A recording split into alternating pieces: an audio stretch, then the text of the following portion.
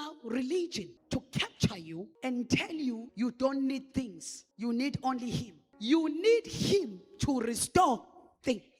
Whatever you have lost, it must be restored.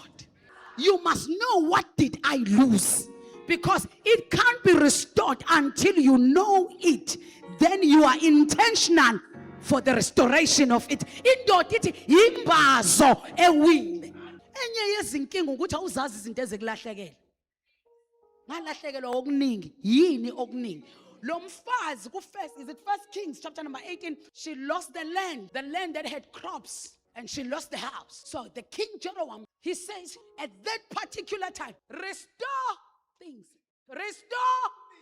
Come on, church, restore. May Jehovah restore the time you've spent in a wrong place serving Him and you never see the result. May Jehovah restore that time. Yeah, sometimes you feel tired because you were doing it. Now, Apostle, I can't do it. I was doing it. I pray that my Jehovah, may He restore that time that the locust has eaten. The third thing God restores is the people. God can restore a person. Look at the story of Job. Job lost everything. No, iBhayibheli liyabala ukuthi walahleka bazalwane bami. Nansi le ndaba yokuthi faneke wazi ukuthi unjani ulahlekelwe.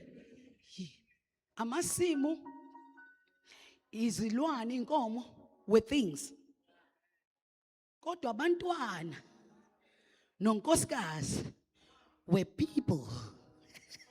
God can restore people.